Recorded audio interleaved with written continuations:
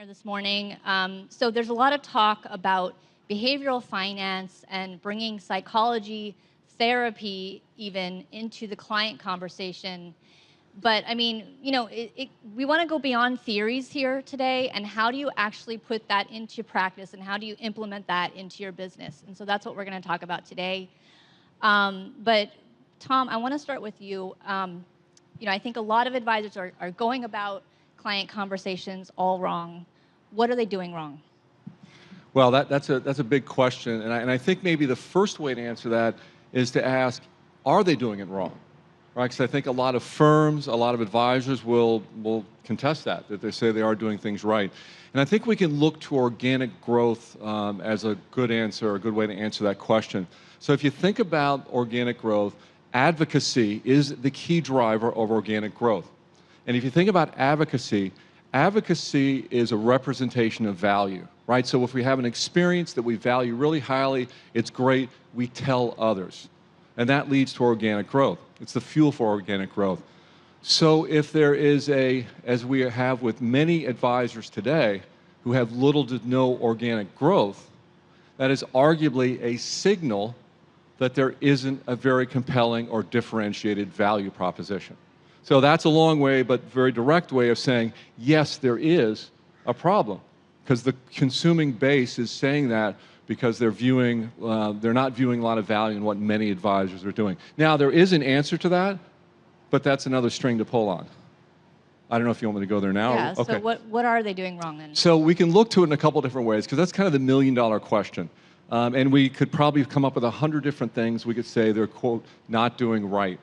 But one thing we've done at Practice Intel, and really was the reason we founded the firm, is I was able to model during my time at J.D. Power the core advice attributes that clients actually value most. And there are 7 of them. And they're basic advice attributes. They don't include client events or lattes or golf, right? They're things like, is the advice comprehensive? Do you understand me? Things like that. When the client said the advisor delivered on all 7 of them, Net Promoter Score was in the 90s. And I want you to pause on that for a second. 90s. That is exceptional advocacy.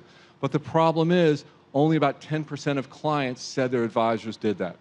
So there's a gap, but those are the things we believe are the core drivers, the things that can be improved very systematically. So Aaron, I know you're out there working with advisors in the Carson network every day. What are you seeing advisors are doing wrong in terms of bringing this human-first approach to planning? So I want to start with the fact that all of us have a very similar problem. We're all tired.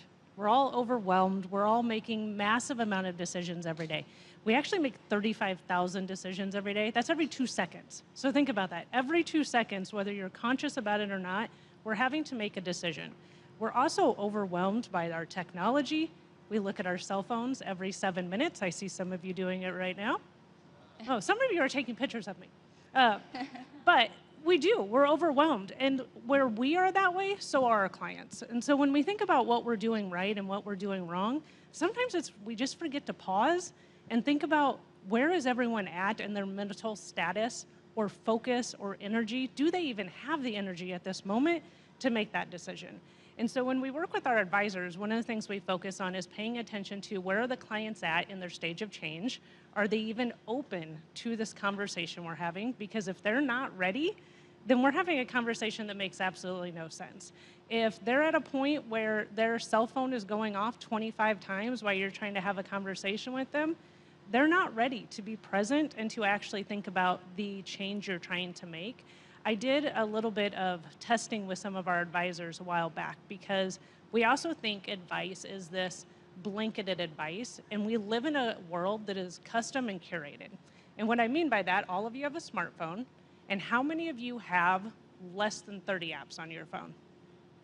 Just guess. How many of you think you have less than 30 apps?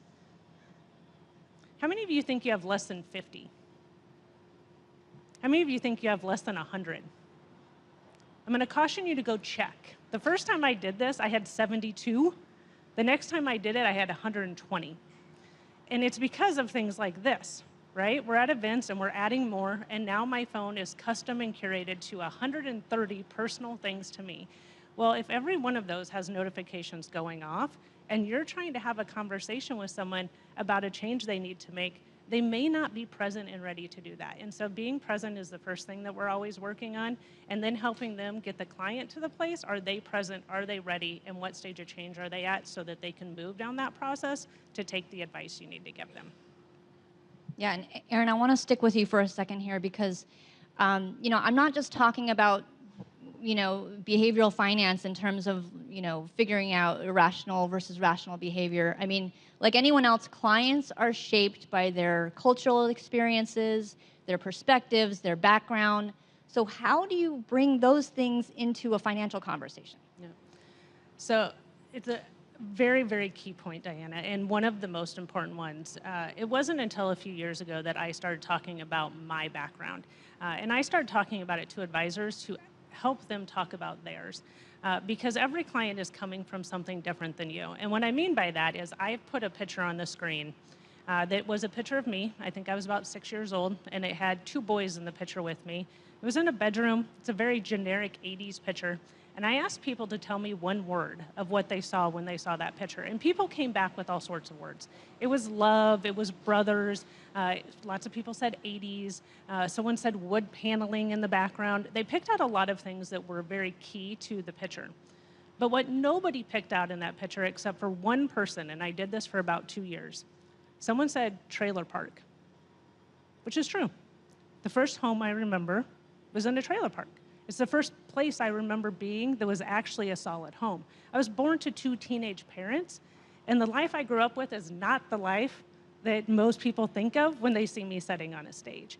That is most of your clients, and if you're not starting with that beginner mindset of where are they at, you're probably going to miss a really important thread of why is this really important. And when you look at psychology, one of the things someone always will say to you is, if you know where someone came from, you can always understand why they're making the decisions they're making. But if we're not starting with that beginner mindset, we're not starting with looking at the true picture of where they're at, then we're gonna make a mistake and not be able to sometimes correct it because we miss something that was so core and important to their cultural beliefs, their background, that we need to work with it, not around it or against it. Yeah, that's great. Well, so it's a bit of an oxymoron, but technology, believe it or not, can help us, bring this human-first approach to your practice. And so, Andrew, I want to talk to you about. I know your company is working on AI tools, and a lot of, there's a lot of fear out there that AI is going to come for our jobs. But I know your company is really building AI tools that are amplifying human brilliance, which is something that you've said. And so how are you doing that, and how are you bringing that to the wealth management industry? Very carefully, extremely carefully. It's more than just a bumper sticker. I think amplifying human brilliance is an imperative. I look at this remarkable show, which was such a lot of fun. I saw a lot of AI companies, a lot of new fledgling AI companies offering automation tools for advisors. A lot of them seem like sort of fireflies or otters for financial advisors, which is a great market. It's a big space. We all need a little bit of automation in our lives, and I fully support that. But at the same time, I think we need to be using AI and thinking about AI to get behind people and push. How do we amplify our brilliance, whatever that brilliance is, using AI? So full disclosure, my background's not in wealth management psychology. That's not my lane. I've partnered with a great group called Shaping Wealth. There are partners in this adventure in something called Lydia.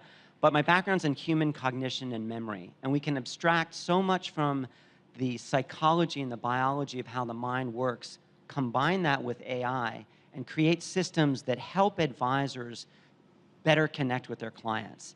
And that's one of the things I'm very passionate about. How do we bring out the best in advisors? How many of y'all have kids? How many of your kids are playing with AI or showing you cool things? How many of your kids are saying, look at this new automation AI I found that's going to make my life easier?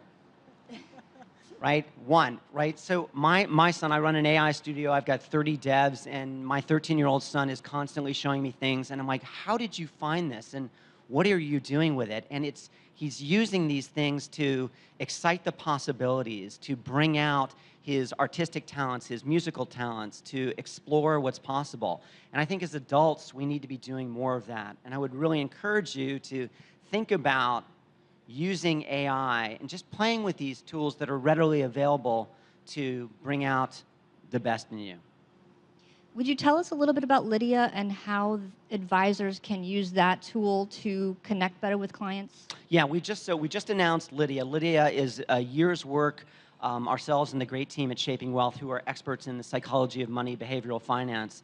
And the remit was, if you think about advisors, you have to be part mechanic and part guide, to quote Brian Portnoy, my partner. And I think that AI is coming for just the mechanical side of this. We like to say AI will never do this or AI will never do that. AI, as we speak, is getting much more capable, and every month we're seeing new capabilities. Has anybody tried the O1 reasoning model by OpenAI? Yeah, a couple people. It is amazing. It is just incredible what these things can do now. So I think that if you're just a mechanic, which none of you are, you're at risk. Obviously, you wouldn't be at future-proof if you were just a mechanic. But to be a better guide, to help relate to clients, imagine if you had 135 IQ consigliere that was like a behavioral scientist, steeped in expertise in that lane, that you could contact anytime and just be like, hey, Lydia, I have a difficult client meeting coming up. I'm really not sure how to deal with the Millers. Can I get some advice from you? And Lydia gives you advice. It's not client-facing, it's not replacing anything you're doing, but it's helping you navigate the complexities of personal finance with your clients. Does that make sense? Yeah, that's great. And so, Tom, I know last year you launched Practice Intel, which is a tool that measures the quality of client relationships. Tell us about the tool. How does it do that? How can advisors use it? Yeah, thanks, Diana. And actually, I want to touch just quickly on this whole idea of human-centric advice, or whatever we're calling it. And by the way, Daniel Crosby's going to be on stage after us. Great guy doing a podcast on that very topic. And I think there's a lot of variation in definition, but I think the core definition really means intimate client advice. And part of the ramification of the fact that we're talking about it means that we're not necessarily delivering on it.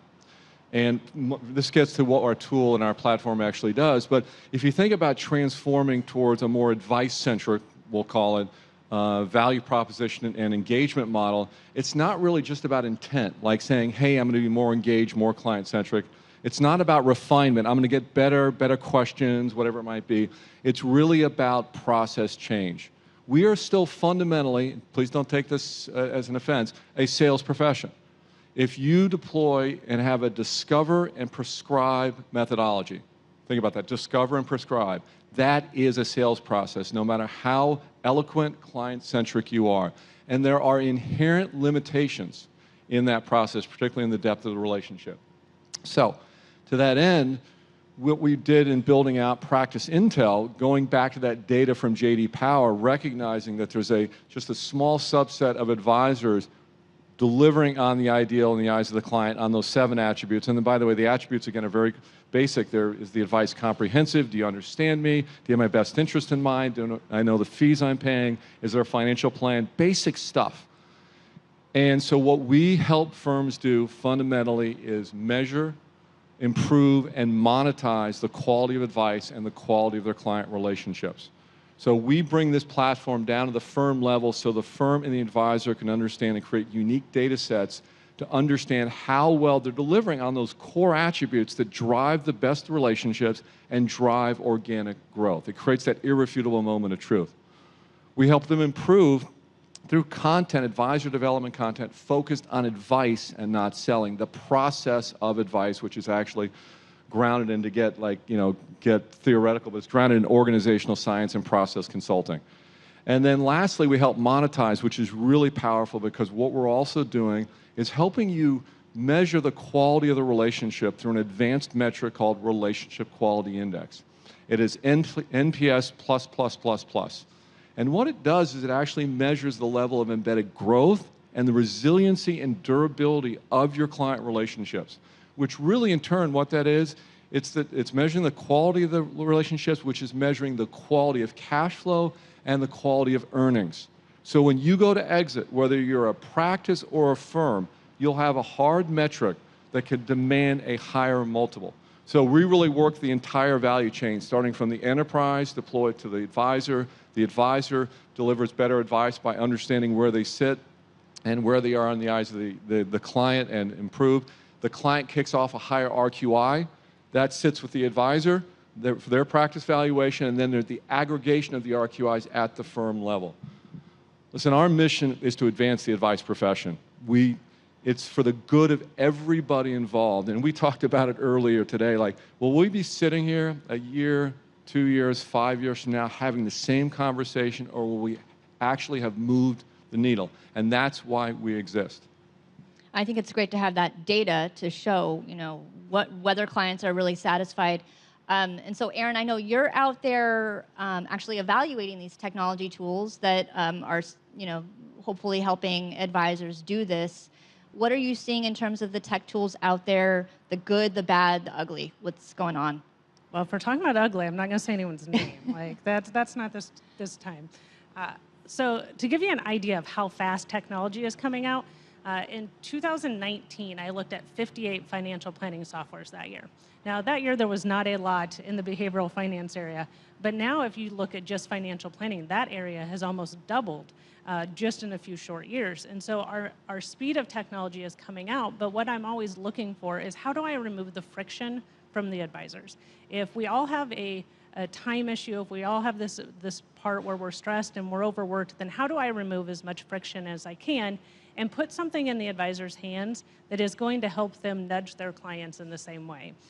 I want to go back to, you were talking about AI in the sense that AI is so powerful, and I do think that there's this explosion we're going to see in the next couple years from AI.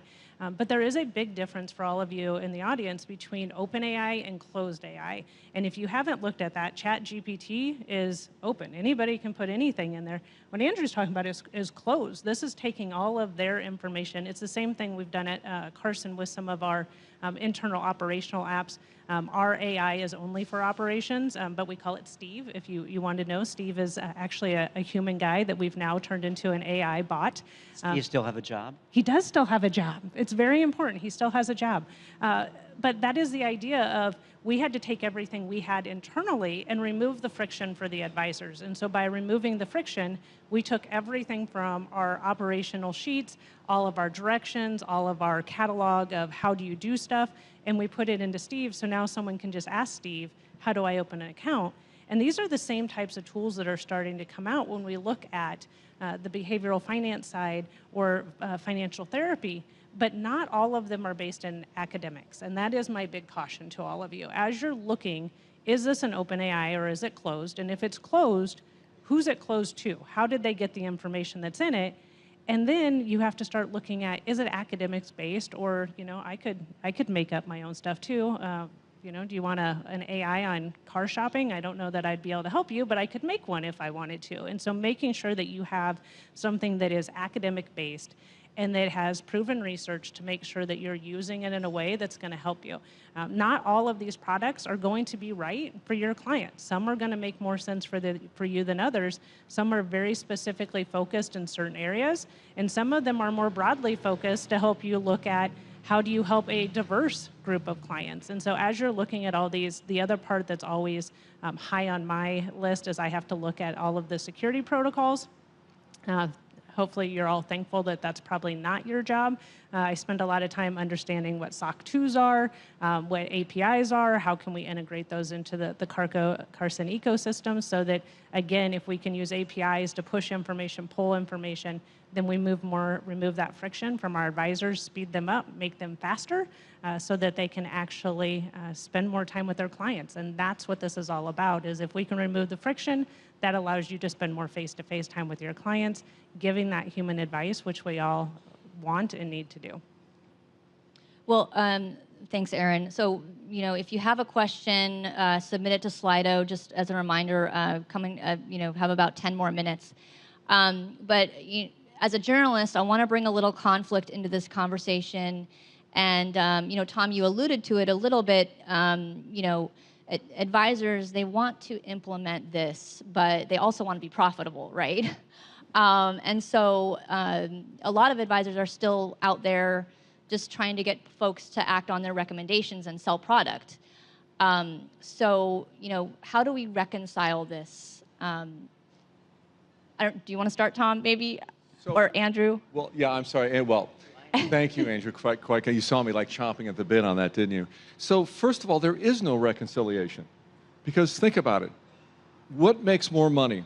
A low value proposition or a high value proposition? Right? It's a no-brainer. So those that deliver a higher quality experience, and by the way, when I say experience, that opens up a big can of worms because you're like, okay, we need to answer the phone on time, yes. We have client events, yes. We send out birthday cards, yes, great.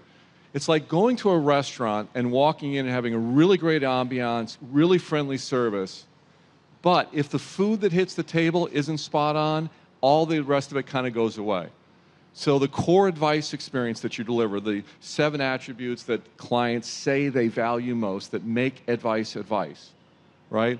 Those are the things that are most important to focus on. So if you're sitting out there and if you have great organic growth, wonderful, you want to keep it.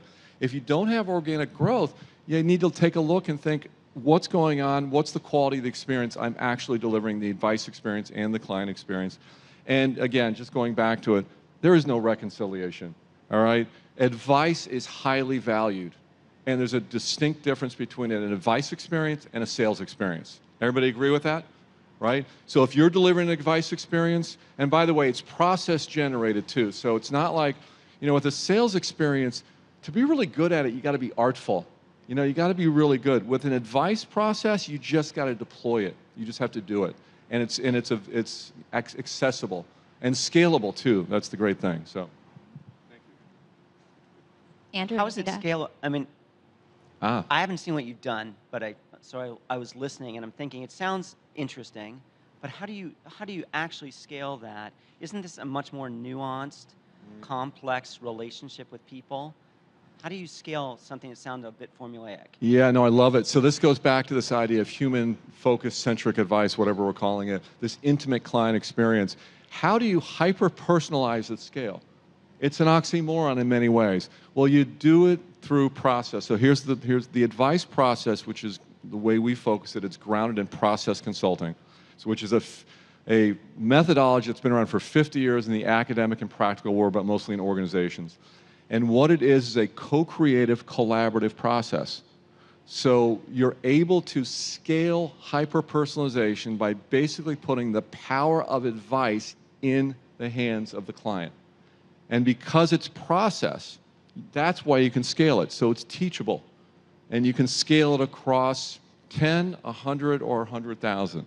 Now, some people are going to execute it a little more artfully, right? And there'll be nuances to how you do it. But it's like, if you're going to make a hamburger, that's different than making a quesadilla. They're two different processes. Maybe not a good analogy, but it feels appropriate given this week. So does that answer your question, Andrew? Or no? Or do we need to talk more offline? Talk more. I would take the under. I would say that I think it's difficult to change behavior. And I think that education and learning, I spent 20 years training special force operators, working in the military. It's tough to change behavior, especially in difficult, nuanced, complex situations. And that's why I think personally AI that's trained as a companion and a consigliere that knows all of that good stuff and can help you out so that you don't have the cognitive load of trying to figure this out on your own is going to break through for a lot of people. So I'll add one more thing, because when we say change, thank you, Aaron. When we say change, there's two parties to change, right? There's the client And the advisor. And the advisor. Here's the beauty of data. Data provides an irrefutable moment of truth. So how many of you out there, the advisors, think your clients love you? Raise your hand. Come on. Okay, how do you know? So when you ask your client the core questions and they come back and they say, we love you, but if the client's telling you and you see hard data, it's hard to refute. That's what drives change, and that's what's going to drive change in our industry. The client-advisor relationship and change process. So my co-founder has a PhD in org psych, large-scale organizational change, and that's inherent in the process as well, and that's a much, much longer conversation. So, Aaron, what do you think? Sorry. I feel like I'm in the middle here. So this is where I agree with what you guys are saying, because this is two parts change. It's changing the clients and it's changing the advisors. But we all know that in order to change it is reinforcement of behavior. We can't just go out, do it once, never do it again, or do it 6 months or 12 months later and have success. It's that constant. And so where the idea of process comes in, for an advisor to change, they have to change their process and do it again. Where I find what you're saying about Lydia really fascinating is for the advisor that may not have that happen over and over again, you're focusing on the ability to look at this and go, well, this might only pop up once every 6 months or every 12 months. And so there's this sweet spot of how do you help yourselves come in and use the technologies in a way that's going to reinforce your behavior, so then you can use the nudging of the tools and the resources to help your client move down that path. And that was where I started with where's everyone at in their stage of change. Some of you in the room right now are, well, outside right now, I guess, we're not in a room, are at a place where you showed up today because you're like, oh, I know one of these 3 people, and I just thought this would be cool to hang out for a little bit. You're not really thinking about changing. And some of you are sitting there writing down the names of the software so you can go home and research them because you want to buy them. Like, you're at 2 different places in stage of change, and your clients are at those too. And so knowing that we have to have the knowledge, use it, and reinforce it on a normal basis is how everyone moves down the path. And just agreed completely. And listen, change happens at so many different levels. And there's actually a question up here asking about organization, like firm-wide change. Think about change. The word is culture. Now, by the way, that's a whole other amorphous word that nobody knows what it means. But culture is simply the behaviors we value. And one of the key drivers of cultural change is changing what you measure, because we measure what's important. So if you're in a firm and all you measure is AUM, guess what? Your culture's around, it's going to be more of a sales culture. But if you change or augment the metrics, that is a core driver of change. And it's a complex process, but it's also a very well defined and very well vetted process. We believe, listen, there's other industries that's been doing this forever. We're behind the curve in many ways in terms of our organizational science, but it's out there and it's very applicable to what we do here. I love this back and forth. Well, I mean, we have about 1 minute left, but Andrew, I wanted to ask you a question that came in. What are some of the ethical considerations for wealth managers using AI tools? I think Aaron's point, which was a good one, open versus closed systems. I think you have to be aware that when you're playing with one of these foundational models, OpenAI or Anthropic, they're brilliant, but they're trained by hoovering up everything on the internet. We know this, right? So when you're asking a question to ChatGPT, you're talking to the data set between CNN and Fox News and Little Red Riding Hood in the middle and everything else that's slurped up. That could be good, it could be risky, right? So you really want to think about the training quality. If you have a closed model like some of the things they're doing at Carson or what we're doing with Lydia, you're talking to an expert curated codex of knowledge and mental models. So that's a really big distinction. You also have to be careful about when you put things into these models, you are contributing data to them, right? And it's a little bit like putting food coloring in the ocean out there. So is it going to be, can you reverse engineer it? Not easily, but you are putting information out there, so you have to be really careful about that. Yeah, well, I'm getting the hook here, but yeah, I wanted to end on this note, and this was something that Shaping Wealth talked about on stage yesterday, is that this all starts with you, the advisor, and they said the best clinicians have been to therapy themselves. Yep. And so, I just, encourage you to work on yourself first, prioritize your own well-being, and that will, put you in a good place to help with the well-being of your clients. But thank you to our speakers, and thank you all for being here.